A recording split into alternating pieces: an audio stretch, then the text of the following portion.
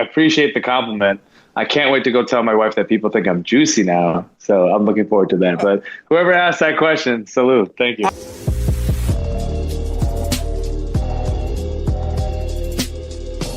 Ladies and gentlemen, welcome back to Unlikely. And if there's anyone who appreciates showing up to the doorstep of an adversary during conflict, it's me. So I really appreciate when I see a wrestling company like TNA kind of take that to heart, which is why I am so excited that someone from the TNA roster is joining the show. Not only one of the best wrestlers in the world, but a wrestler that I can trust. Mustafa Ali, welcome to Unlikely. First things first, what's your suit budget like? Because you've been coming out to the ring looking amazing, brother. Well, what is your introduction budget like? Because I might need to extend an invitation to have you start doing my in-ring intros, man. That was a hell of a call out there. I appreciate that. Suit budget, hey man, like you know how it is. If you believe in something, you got to show up like that. It's a very aesthetic based business. So if you feel like you need to be treated like $1 million, you got to spend $1 million. You got to look the part. So yeah, I appreciate that. A lot of compliments on the brown. A lot of compliments on the brown. Brown suits are hard to pull off. Brown guy, brown suit. So, Hey, you was out there shining in 4K. You was looking nice. I was like, yo, I appreciate that. And it also reminded me of in high school, we had to do, there was always the project where you'd have to show up on a random day during the week wearing a suit. And the whole thing was like, how different do you get treated in comparison to what you regularly wear? So I was like, yo. It's true, man. Yeah, it's true. I get dogged on a little bit because, most of the guys are coming straight from the gym. And don't get me wrong, I'm a sweatpant hoodie guy. 6 days out of the week, just that one day, if it's a pay-per-view event, if it's a big show, you show up suited up because I just feel like it just commands the room differently. And that's what I do. No, it's amazing. And I'd be remiss if I don't mention, of course, coming up, Bound for Glory, October 12th. You can watch it on TNA Plus. You can get your tickets at TNAWrestling.com, and a little showdown with NXT coming up as well, which we'll get to. But since this is the first time that you've been on the show, and I do want to thank you because a year ago you did respond to the email and say, hey, I can't make it, but we'll do it in the future. And timing's everything. So it worked out for the best. But your journey and your story, the name of the show is called Unlikely. For me, it's unlikely as a kid who failed in high school and being able to have a show and talk to Stone Cold Steve Austin and all these different people. And that ethos of what this show and why it's named it, I feel like your career and your journey, especially these past couple of years, you're running the indies, your run right now, has been incredible. So this is me giving you flowers, and it leads me to my question, which is your work ethic is incredible. What's the biggest thing for your work ethic? Is it the family? Is it your kids, the wife? What is it? That's a loaded question, and I'm sorry if I'm kind of rambling here. I think all of that, like your wife, your kids, even your personal wants, there's everything that has within a limit. Like, yeah, I want to go out and make this money and be a big star so I can provide for my family, right? But the flip side of that is that I don't get to spend time then with these people that I'm claiming that I'm doing this for, right? So I'm a man forever looking for this balance, right? But what drives me, and this might be like that super, super deep cut stuff. I'll give a small example. I have a student at the Chicago Wrestling Center, a professional wrestling course that I provide out here in Chicago. And he is a diehard fan of one Seth Rollins, right? Like he's just absolutely enamored. He believes that Seth is the man, and as he is. And those of you who know Seth's early run in the Indies, he went by the name of Tyler Black. So, this kid's getting ready to make his debut. And he's like, I really want to be called Johnny Black. And I asked him, like, what's the reason why? And he said, Seth's like a huge influence to me. And I go, well, we got to ask Seth permission. And he was like, what? So I took a photo of him and I sent Seth a quick text. I go, hey, is it okay with you if this guy pays tribute to you with this? And Seth's response is, I would be honored. Now, to me and Seth, it's like a cool little whatever. But the way this kid reacted, meant the world. I kind of and that's why I did it, because now the fire, I saw it in his eyes, man. I'm not doing the story justice. And I feel like that's what I do. I went to TNA and I surrounded myself with people that I believe are capable of more. And I'm not only am I lifting myself up, I'm going to be damn sure to lift them up. And I know that's kind of like a cheesy answer, but I feel like in wrestling, I want it so much, and I don't think I'm going to get it. But I'm going to make sure I try to give out as much as I can. Yes, I want it a lot, and I'm very, very, very blessed to have what I have. But if this is it, if this is my ceiling, if I should not walk again tomorrow, I will go down giving out as much as I possibly could to both like the brothers and the sisters and the next generation. So I feel like that's kind of where my mindset is. Sorry about the long ramble, but No, I love it. And like that hits home so much of like, yo, I'm doing all of this for them while I'm halfway across the world and not spending time with yeah, them, especially with the it's the kids best. and growing up and all that and the balance and the yin and yang. And you mentioned something about rising the tide of the locker room in TNA. And throughout these past 2 to 3 years, like I've been thankful for the relationship we've had and the people from TNA that have joined the show. And it's been cool to see the rise and see the different venues. And the one thing that's always stuck is the talk of the locker room and how close you guys are together, which makes the success that you guys are having that much better. For you stepping into that, was there an adjustment period? How has that changed? How is it now as you guys head to take on NXT? I mean, it's like a ongoing joke between me and some of like I won't say recent, but the last batch of, major WWE cuts is like, wait, no one's trying to like undermine anyone over here type of deal. And it is still competitive. But yeah, the coolest thing about the TNA locker room is post show, everyone just hangs out. We're in the lobby. We take over a conference room and, a couple people are having a couple soda pops over here. A couple people are, cigar guys over here. But it's like everyone within that, there's still like their own little groups, but like everyone's just sitting there, just kind of vibing off each other. And it is a brother like Leon Slater's everyone's like little brother / child. We all look out for him. When the girls want to go somewhere, we make sure someone's taking them to get back. It's this very, very, very cool dynamic. I've personally never been a part of something as close as this. So I would say one of the best things about being able to be a part of the TNA roster is that familyhood, is that brotherhood. And I mentioned the phrase timing is everything. And for you, you show up on NXT this week. Right. You talk about it, and it happened somehow. The universe works in mysterious ways on the 2-year anniversary date. Out of curiosity, first and foremost, did you know what that day was? I'll be honest with you, man. Like, I'm a very, very passionate individual, but I am not good with dates and numbers. And I think I actually got the number wrong. I think it's actually more like, and that's a little ongoing. Like, obviously this whole concept came from one Shawn Michaels. And as I was getting ready to go out, he insisted that I say the actual numbers. And I think he said 792 and I said 740. I'm not quite, I should have just said over 700 days, but but when someone throws something at you last minute, no, I didn't know, but once they brought it up, it was kind of a combination of this is what we're thinking, and I said, oh, but this is the story behind it, So it was that's the great thing about NXT, specifically Shawn Michaels and the head writers there, is they'll listen to your feedback, and if it fits in, if it makes sense, and if they can see what you see, because sometimes I see something, and no matter how much I communicate it to you, Adrian, you just might not see it, right? Yeah. So then, is it really a good story? But as I start to talk about it, and then you can also see it, then it's like, oh, there's something there. So, yeah, to be honest with you, I did not know that it was the exact date. It was a little like kind of crazy. Like when we kind of looked up at each other when we realized it was the exact date, like, oh, how weird does the universe work? But yeah, what a cool opportunity I have to kind of write this story. Is Mustafa Ali cursed? Is it every time that it's his moment, something out of the blue happens? And I think it's a very cool dynamic, and I can't wait because the fans are buzzing about it. I was able to kind of like peep online to see what people are saying. A lot of people are rooting for me, so we'll see this Tuesday. No, and it's just, again, the universe. This whole interview sounded like a damn Hallmark, and it's not the intention, but this is the way things work out. And your phone's blowing up, and you're like, "Well, what happened?" And you're like, "Oh, snap!" It's divine timing. That's a beautiful thing. And I'm curious for you. Does it mean more that you are in this situation as a member of the TNA roster with this opportunity to win that belt from WWE and NXT? I think the story itself stands alone. Like, I understand it's within the dynamic of TNA versus NXT, which is a very cool dynamic. Obviously, we have such huge matches: the men versus the women. The men versus the men, the women versus the men, the team TNA versus Team NXT. We have the Hardys versus Dark State title for title. But like this story itself, it's kind of standalone.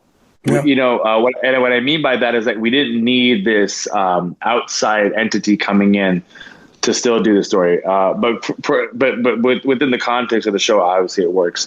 So no, I don't look at this opportunity and this upcoming showdown, so to speak, as like it means more because I'm a TNA wrestler, but the historical significance of it, I don't know if it's been done. I don't know if someone outside of WWE, not under WWE contract, has ever held a WWE championship. I don't know if it's been done. And if it hasn't been done, I would love to be the first. Hey, and but we're gonna see it, and like you said, a lot of people are hoping for it. And some of the reports, and you brought up Shawn Michaels' name, is him being a huge advocate for you. I'm curious when the release happened. I guess was he the one who told you? What was that conversation like after once the decision was made?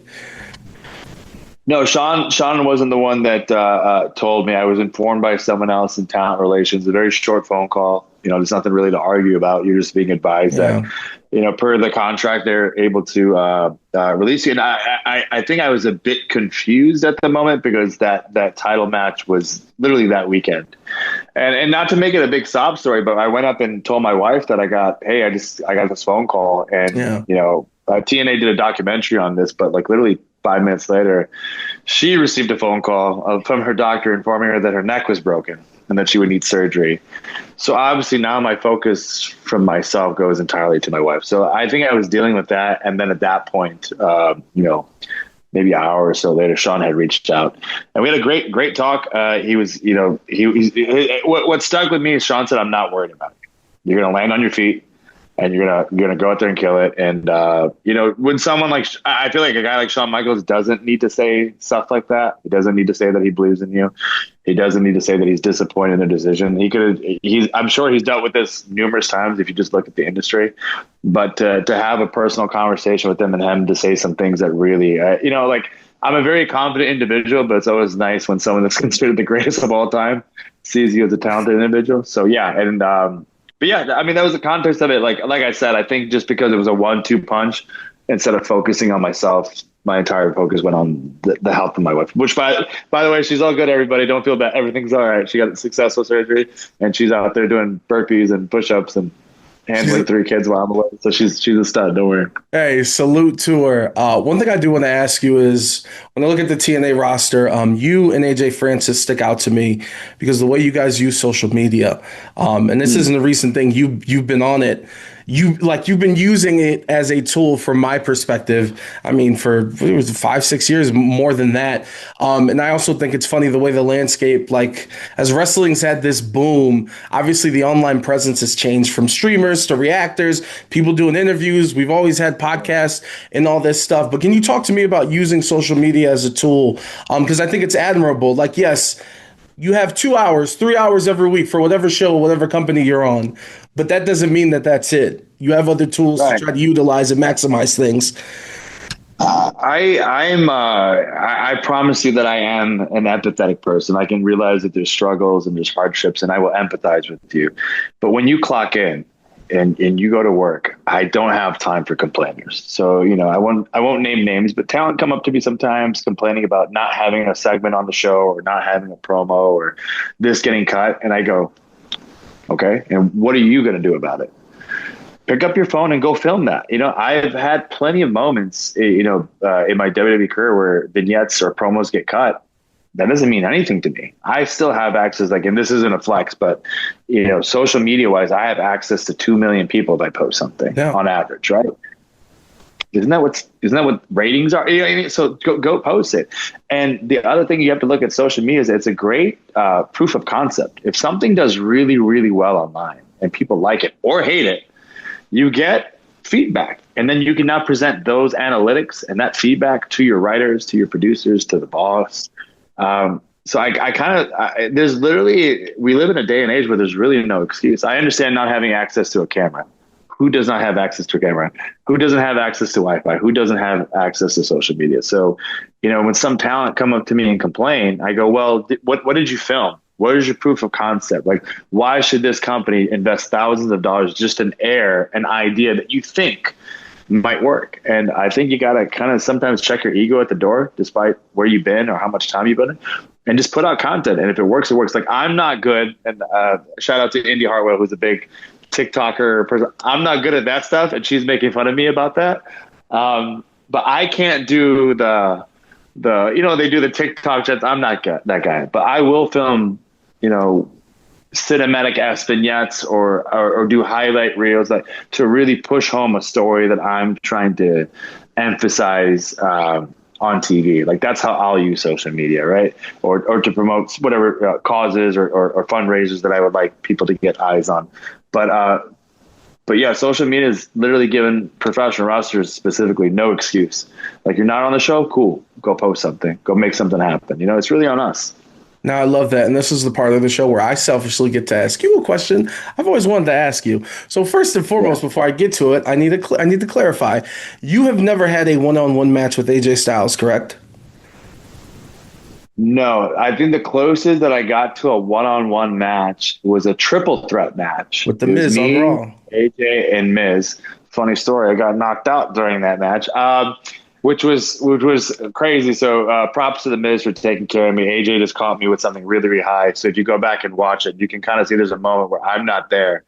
And maybe this is a little bit too much inside baseball, but AJ was scheduled to win that match and then wrestle later that night. I don't know if it was for the U.S. title or Intercontinental, something like that.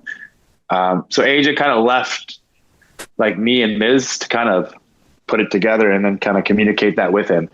And Miz defaulted to me too. He's like, you just put it together. So the guy that put it together kind of got rocked. And I didn't know exactly where I was. That's a problem. So everyone's kind of looking at each other like, oh. But somehow I don't remember the match, but I guess I was still kind of just on autopilot calling it. And if you go back, you can really see the Miz. Miz could see that I'm out. And I think we had this idea that he just kept slapping me to kind of wake me up. And he just saw it. He's like, I'm not touching you. And he refused to, it's because I was telling him to slap me and he wouldn't. And then we went to I still don't know how we did that 450 in the Styles. So was that was planned? Like, first off, whose idea was it? Yeah. 100. So my idea. You know what? I'll give credit, actually. Sean Daivari had asked if it's possible. And then I said it's not possible unless the Miz kind of, assists with it. So we had to walk through. So actually, I take that back. It was Sean Daivari, who's a producer now at WWE. It was his idea, I believe, to kind of, or the idea was that I land it and then AJ scoops me up and then I added the pop-up deal to it. But still, man, that's what you get when you have, three pros in the ring just kind of looking out for each other. Again, just like a little slip, nothing personal. I just saw AJ at his anniversary too, so it was really nice to like catch up with him. And brother is jacked. Just cock diesel. Keeps getting bigger, bro. Yeah, it's wild. But I was telling AJ, like, oh, it's difficult for me to do something now. He goes, good, you're getting old. Now you know what it feels like, So I was like, yeah, I'm getting old too. But yeah, AJ's a man. It was a cool night. But yeah, I've never had a singles match with AJ Styles. Okay, Kit, I want to speak this into existence because I understand Cena's retiring and everyone's focused on that. AJ's next in line. He's talked about it publicly a bunch of times. Yeah. He needs to come back to TNA. All right. And he needs to. Why are we only limiting it to one match? He doesn't have to just wrestle Leon.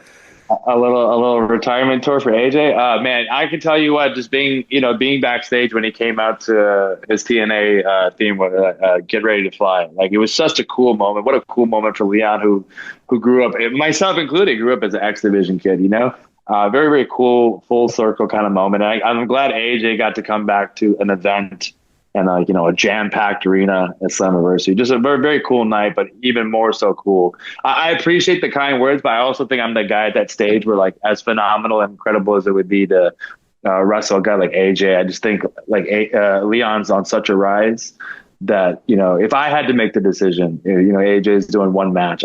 Selfishly, I want it. But for like a company branding and building place, I think you just put everything behind Leon, man. That guy's 21? Yes, way to be a goddamn adult. We're going to close out with this. We got one final question before that. I want to let you know, again, Bound for Glory, October 12th. You can watch it on TNA Plus. Get tickets. Some still available, TNAWrestling.com. And, of course, the Showdown, NXT versus TNA on the CW coming up.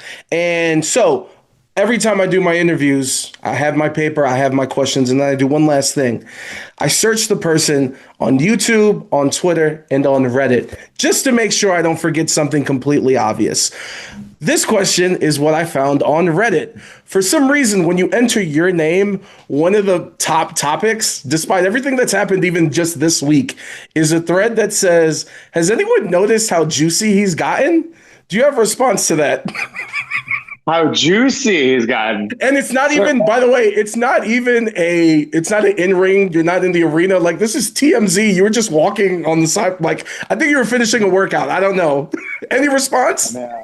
I'll take the compliment. Yeah. Yes, I've gotten extra juicy. My wife is going to love to hear about this. I'm just going to add to it when I get. I'm like, yeah, the ladies were saying that I'm extra juicy. Yeah, man, I guess it's this with the wrestling school that I have now, and kind of like more of a, I don't want to say it was chaotic, but very much more like I'm in control of my schedule. So fitness, recovery, nutrition has kind of taken like priority in my life, you know? So my kids are off to school by like 8 a.m. So from 8 a.m. to 2 p.m., I'm literally doing some form of cardio, stretching, meal prepping. And then in the evening from 6 p.m., you know, I leave my house at 6, but training starts at 7. I'm not back till 11 p.m. So I'm just, you know, Monday through Wednesday, that's my schedule, you know, and then Thursday I'm hopping on the plane to go somewhere, you know what I mean? So, yeah, fitness is kind of taking over my life. I appreciate the compliment. I can't wait to go tell my wife that people think I'm juicy now. So I'm looking forward to that. But whoever asked that question, salute. Thank you. I've never closed an interview like this, but we'll close out this episode of Unlikely by saying, stay juicy. Can you change the caption of the interview with Mustafa Juicy Ali? I'd really appreciate it. There it is. Print out the merch. We're out of here. Thank you so much for the time, brother. My pleasure. Don't you dare be sour. Clap for Unlikely with Adrian Hernandez and feel the power.